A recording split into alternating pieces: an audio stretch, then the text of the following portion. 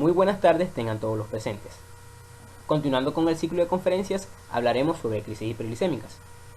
Es importante destacar primeramente que la diabetes mellitus es considerada hoy en día como la comorbilidad más común entre todos los pacientes que acuden a los servicios de urgencias en nuestro país y en el mundo.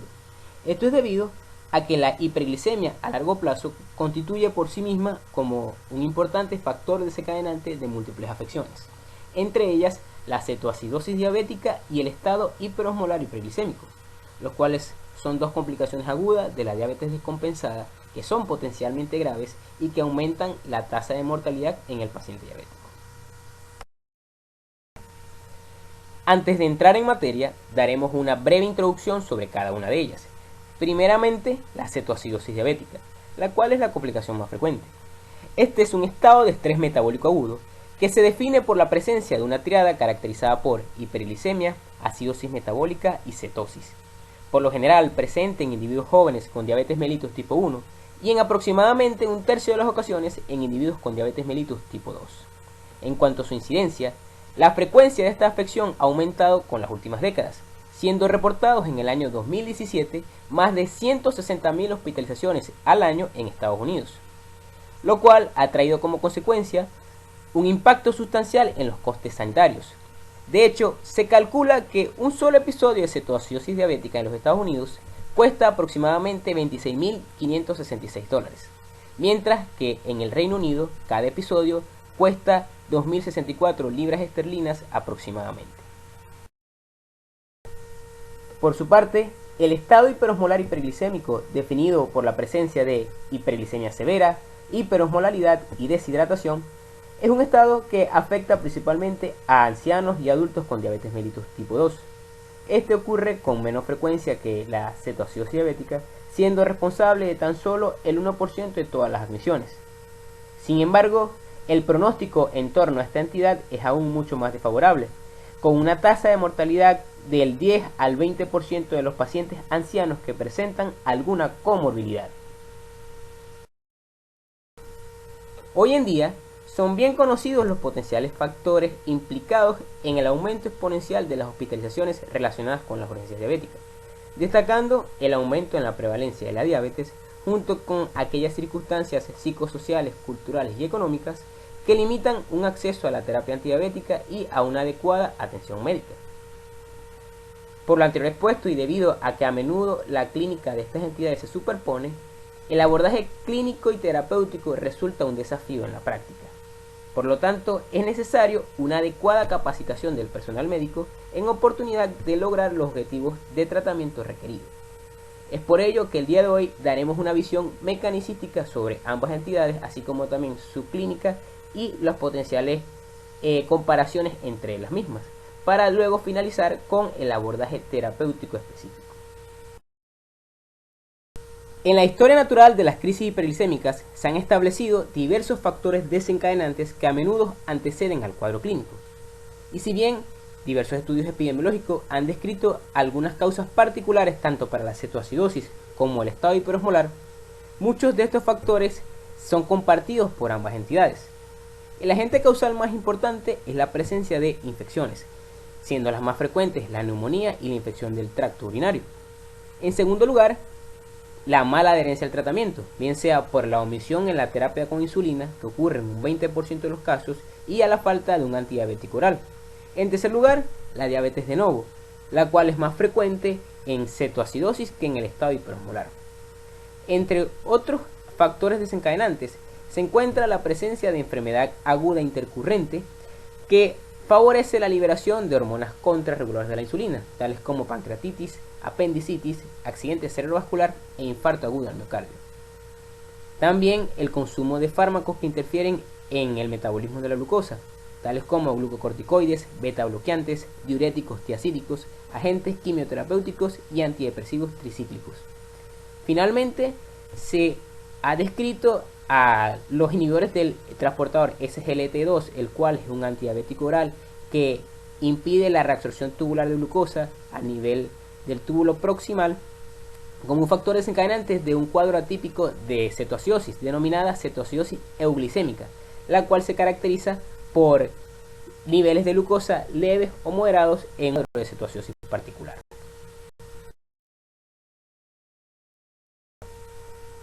La secuencia de eventos que condicionan a las crisis hiperglicémicas obedece a dos mecanismos principales. El primero es el déficit absoluto o relativo de la insulina, junto con un incremento concomitante de la concentración de hormonas contrarreguladoras. En la cetoacidosis diabética ocurre un déficit absoluto en la concentración de insulina, tanto en el paciente debutante como en momentos de enfermedad aguda, lo cual resulta en un aumento marcado de la concentración de hormonas contrarreguladoras tales como glucagón, cortisol, adrenalina y hormona del crecimiento, contribuyendo a la hiperglicemia al aumentar la producción hepática de glucosa por medio de la glucogenólisis y la gluconeogénesis. De la misma manera, se produce una disminución de la utilización periférica de la glucosa, específicamente en el músculo esquelético.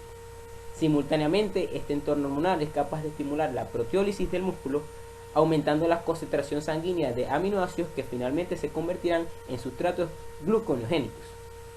Un tercer órgano clave en este proceso patogénico es el tejido adiposo, en donde el déficit insulínico activa la lipasa sensible hormona, una enzima capaz de degradar triglicéridos en ácidos grasos libres y glicerol.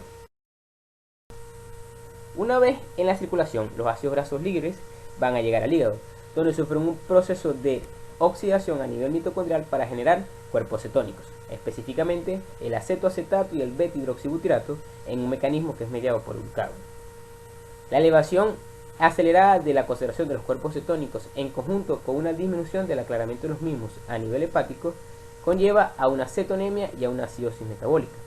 Simultáneamente, la hiperglicemia manifiesta, en conjunto con la elevación de estos cuerpos cetónicos, produce una diuresis osmótica, que si no se trata, eventualmente va a llevar a una deshidratación y a una hipovolemia. Asimismo, la diuresis osmótica produce una pérdida neta de ciertos electrolitos a nivel renal, tales como sodio, potasio, calcio, magnesio y fosfato. La depresión del volumen va a llevar consigo a una disminución de la tasa de filtración glomerular, disminuyendo el aclaramiento de la glucosa y de ciertos iones y por lo tanto generando un círculo vicioso.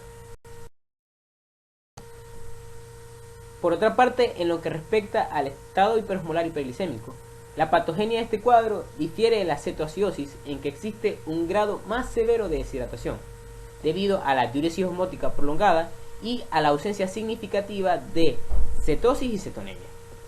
Esto puede ser explicado en parte por unas mayores concentraciones de insulina, tanto a nivel hepático como circulante, medidos a través de los niveles de péptido C basal y estimulado, así como también a una menor concentración de glucagón, cortisol y ácidos grasos libres. La mayor proporción circulante de insulina-glucagón en los pacientes con estado hiperosmolar hiperglicémico previene el desarrollo de cetonemia y cetoacidosis. Esta hipótesis ha sido respaldada por múltiples ensayos clínicos, tanto en humanos como en animales, en donde se ha demostrado que la concentración media máxima requerida de insulina para activar la antilipólisis es menor para el uso de glucosa por los tejidos periféricos. Finalmente, la severidad de la hiperglicemia viene dada por el tiempo de instauración, el cual es mucho más lento que en la cetoacidosis diabética, generando un grado más severo de deshidratación y de hiperosmolaridad. En un contexto clínico, tanto la cetoacidosis diabética como el estado hiperosmolar presentan características clínicas similares, siendo en algunas ocasiones indistinguibles una de la otra. No obstante, la rapidez de instauración y la evolución pueden ser factores claves para diferenciar ambos procesos. Los pacientes con cetoacidosis diabética suelen presentar un curso clínico breve, por lo general 24 horas, caracterizado por fatiga y síntomas clásicos de diabetes, como polifagia, poliuria, polidixia y pérdida de peso. Las molestias gastrointestinales han sido importantes. Se reportan náuseas y vómitos en aproximadamente 2/3 de los pacientes, además del dolor abdominal difuso que está instaurado en el 46% de los pacientes, que es secundario a la acidosis metabólica y en algunas ocasiones es tan intenso que puede simular un cuadro de abdomen agudo. El paciente con cetoacidosis por lo general tiene un aspecto grave al examen físico. Lo habitual es que se muestren conscientes o ligeramente estuporosos, pero pueden presentarse aproximadamente un 10% de las ocasiones en coma, y esto no guarda relación con la severidad de la cetoacidosis. También es preciso encontrar signos de deshidratación, tanto extracelulares como hipotensión, taquicardia o un pliegue cutáneo hipolástico, e intracelulares como sequedad de las mucosas e hipotonía ocular. Y esto marcará el grado de severidad de la deshidratación, que puede ser del 5%, del 10%, incluso del 15 hasta el 20%. También se encuentra una respiración de Kussmaul, la cual es una polipnea profunda que aparece cuando el pH es inferior a 7.10 y marca la transición entre la cetosis y la cetoacidosis, además de un aliento cetónico o afrutado, que es con olor a manzanas, característico.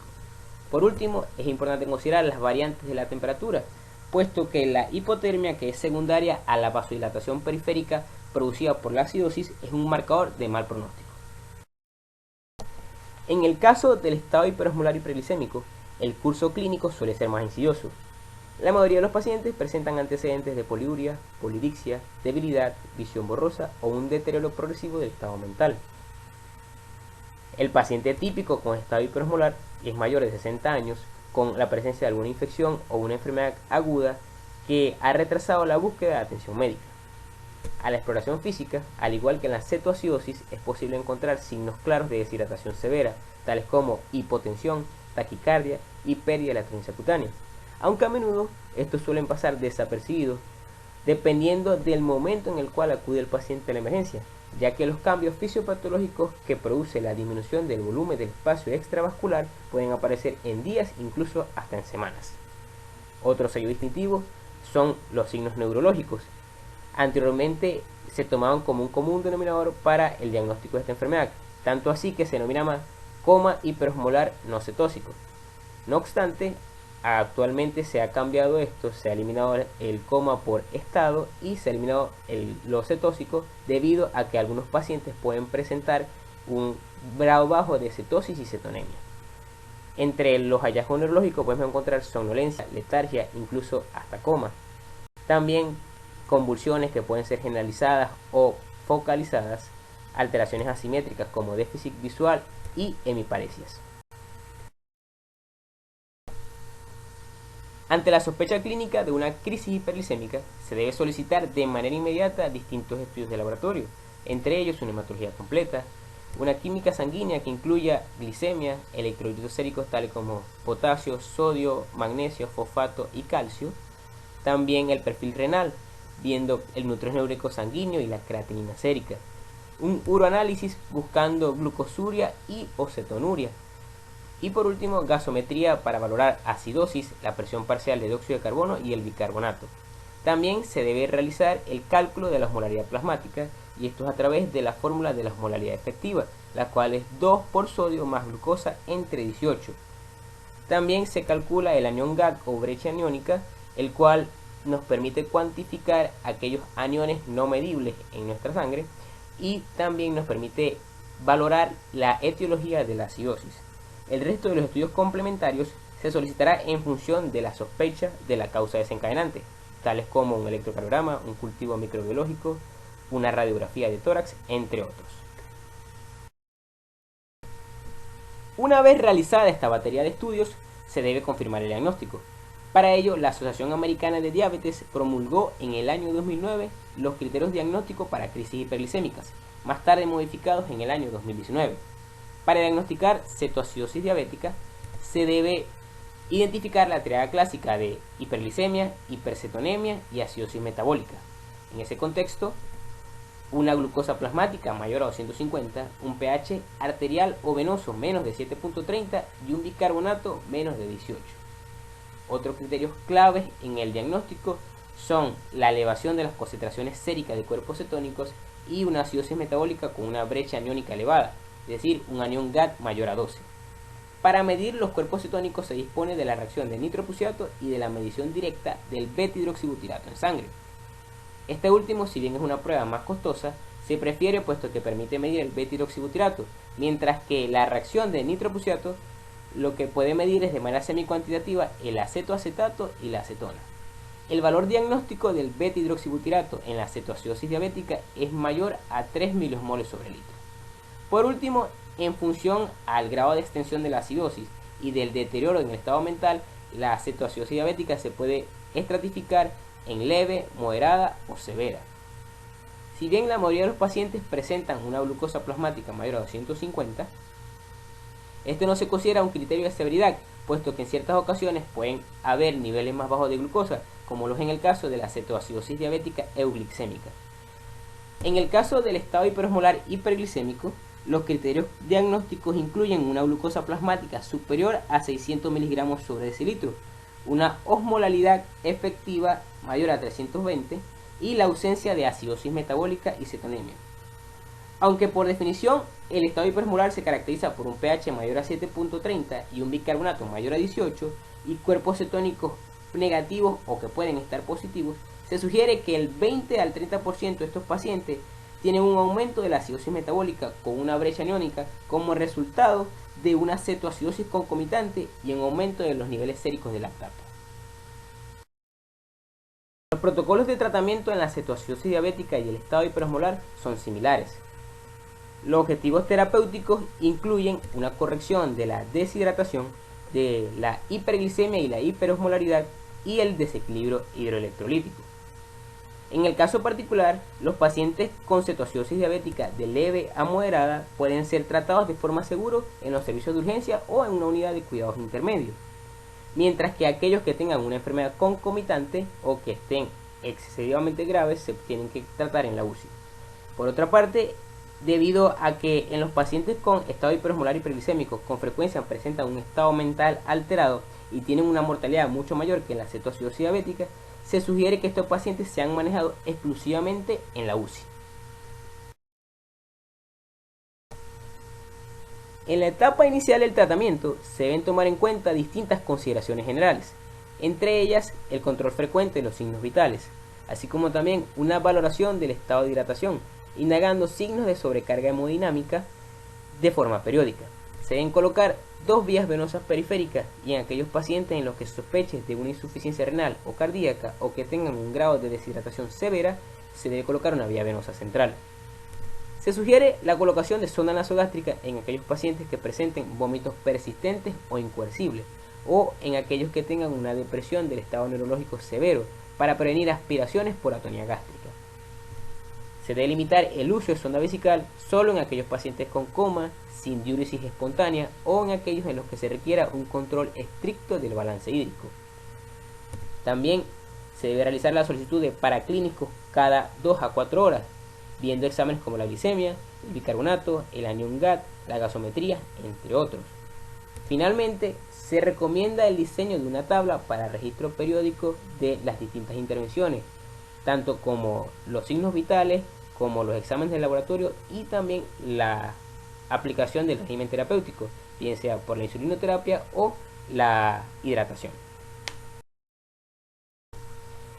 En cuanto al tratamiento específico, la reposición del volumen de líquidos perdidos es el primer paso crítico en el tratamiento tanto de la cetoacidosis diabética como en el estado hiperosmolar hiperglicémico. El déficit hídrico estimado por patología es de 100 ml por kilogramo de peso en la cetoacidosis y de 100 a 200 ml por kilo en individuos con estatus hiperosmolar hiperglicémico. La guía ADA recomienda durante la primera hora administrar de 1000 a 1500 ml de solución fisiológica al 0,9%, con el objetivo de restablecer el volumen intravascular y de asegurar la perfusión renal. Luego de esta primera hora, el ritmo de infusión se debe reajustar en función al estado hemodinámico del paciente y a los niveles de electrolitos séricos. En las primeras 6 horas de tratamiento se mantendrá el ritmo de infusión de 250 a 500 ml por hora en dependencia si el paciente no tiene signos de sobrecarga hemodinámica o algún grado de insuficiencia cardíaca, renal o hepática. En cuanto al tipo de solución, la guía británica recomienda utilizar solución fisiológica al 0,9%, mientras que la guía ADA recomienda cambiar a solución salina al 0,45%. Esto es debido a que mantener la solución fisiológica al 0,9% en aquellos pacientes que tienen niveles de sodio corregido normales o altos pueden llevar a una acidosis metabólica hiperclorémica, lo que impide la valoración del bicarbonato como un marcador de la cetoacidosis. Cuando la glucosa alcanza los 250 miligramos sobre decilitro, se debe mantener la solución salina y se debe administrar o añadir solución dextrosa al 5 o al 10%, para prevenir las hipoglicemias posterior a la indicación de la insulinoterapia. Finalmente, durante las 6 a 12 horas siguientes, la reposición hidroelectrolítica y el ritmo de infusión dependerá de los criterios clínicos observados y de los laboratorios durante las primeras horas previas. Tras el inicio de la administración de los fluidos intravenosos, la administración de insulina es el siguiente paso esencial para restaurar el metabolismo celular, reducir la gluconeogénesis hepática e inhibir la lipólisis y cetogénesis. El tratamiento de elección es la infusión continua de insulina regular, y la mayoría de los protocolos recomiendan administrar un bolo inicial de 0.1 unidades por kilogramo de peso, seguido de la infusión continua, que es de 0.1 unidades por kilo hora, hasta lograr una glicemia de 200 miligramos sobre decilitro. De no alcanzar los objetivos glicémicos, los cuales son reducir la glucosa de 50 a 70 miligramos sobre decilitro por hora durante las primeras 6 horas, se debe valorar cómo está el acceso venoso, si está permeable o indemne, y se debe duplicar la dosis de insulina, pero con un estricto control glicémico.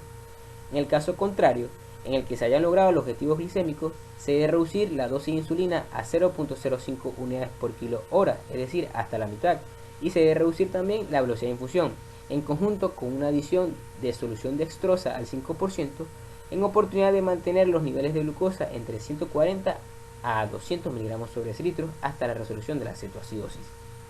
En el caso del estado hiperosmolar hiperglicémico, la pregunta de cuándo iniciar la terapia con insulina aún continúa siendo un debate. La guía ADA recomienda iniciar la insulinoterapia de la misma manera que la cetoacidosis diabética. No obstante, la guía británica recomienda retrasar la administración de insulina a menos que los niveles de beta-hidroxibutirato sean mayores a 1 o 1.5 milimoles sobre litro.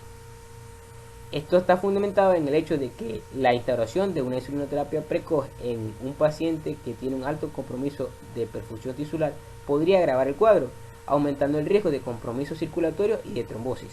Además de que, dado los mecanismos fisiopatológicos, con la administración de líquidos por sí solos, la glicemia debería reducir.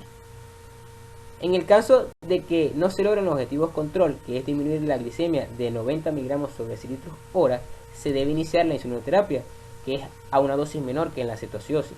Se dice que es de 0.05 unidades por kilo hora la infusión de insulina. En cuanto a la corrección hidroelectrolítica, uno de los más importantes es el potasio, puesto que la acidosis metabólica y el déficit de insulina conducen a un movimiento extracelular de este ion, generando una pérdida neta de potasio en ambos cuadros clínicos. Se debe considerar la administración o reposición de potasio cuando los niveles séricos del mismo sean menores a 5.2 mil equivalentes, y la administración de 20 a 30 mil equivalentes de potasio por litro de solución son suficientes en la mayoría de los pacientes. Sin embargo, se debe reducir la dosis en aquellos pacientes en los que se sospeche de una insuficiencia renal aguda o crónica. En caso de una hipopotasemia al ingreso, en donde los niveles de potasio sean menores a 3.3, se debe comenzar con una infusión de 10 a 20 mil equivalentes de potasio por hora y retrasar la infusión de insulina hasta que los niveles de potasio alcancen o sean mayores a 3.3 mil equivalentes sobre litro. En lo que respecta a otros electrolitos, como el bicarbonato, no se administra de rutina en la cetoacidosis diabética, puesto que no ha demostrado una mejoría en la sintomatología clínica y tampoco en la mortalidad de estos pacientes. De hecho, la administración de bicarbonato suele acarrear diversas complicaciones, como un edema cerebral. Solo se indica el bicarbonato en aquellos pacientes cuyos niveles de pH pongan en riesgo su vida, es decir, con un nivel de pH menos a 6.9. Y las guías clínicas sugieren la administración de 50 a 100 mil equivalentes de bicarbonato de sodio diluidos en una solución isotónica, por lo general en 200 ml de agua, a pasar en 2 horas. En lo que respecta a los fosfatos, tampoco se administran de rutina, puesto que las hipofosfatemias suelen ser autolimitadas y asintomáticas, y solo se van a corregir en aquellos pacientes con una fosfatemia menor a 1 miligramo sobre decilitro. Entrando en materia al manejo posterior a la resolución de ambos cuadros, se habla de una resolución de la cetoacidosis diabética cuando los niveles de glucosa son menores a 250, el pH venoso es mayor a 7.30, el anión GAC está normal y los niveles de bicarbonato son mayores a 18. Por su parte, el estado hiperosmolar hiperglicémico logra la resolución cuando los niveles de osmolaridad efectiva sean menores de 310 miliosmoles sobre kilo, los niveles de glucosa son iguales o menores a 250 y el paciente ha recuperado el estado de la conciencia. Durante esta etapa se debe administrar insulina basal subcutánea, por lo menos 2 horas antes de suspender la infusión con insulina intravenosa, debido al riesgo de hiperglicemia de rebote con este proceso. Esta transición solo debe permitirse en aquellos pacientes que toleran la vía oral y están alertas. En cuanto al régimen insulínico a utilizar, se puede iniciar con un régimen de insulina subcutánea, con un régimen basado en el peso, a una dosis total de 0.5 a 0.7 unidades por kilo día, repartidas en un 50% total como insulina basal administrada una vez al día y el otro 50% restante dividido entre las comidas por insulina de acción rápida, siendo administradas durante el desayuno, el almuerzo y la cena. Ya para concluir, decimos que la cetoacidosis diabética y el estado hiperosmolar hiperglicémico comprenden un espectro de complicaciones graves de la diabetes mellitus descompensada, que si no se reconocen oportunamente acarrean una alta tasa de mortalidad. Las manifestaciones clínicas en torno a estos trastornos a menudo son indistinguibles en la práctica, siendo en ocasiones superpuestas entre sí. El diagnóstico se fundamenta en una correcta identificación de los signos clínicos en conjunto con la interpretación de los laboratorios. Actualmente los criterios bioquímicos para el diagnóstico son ampliamente difundidos. El tratamiento específico de ambas entidades está orientado a 3 objetivos principales: adecuada reposición de líquidos, corrección de la hiperglicemia y de las alteraciones hidroelectrolíticas concomitantes. Finalmente, el manejo terapéutico de ambas entidades resulta un desafío en la práctica, por lo que se requiere una adecuada experiencia del médico tratante, así como también un seguimiento estricto del paciente, principalmente en las primeras horas del cuadro clínico.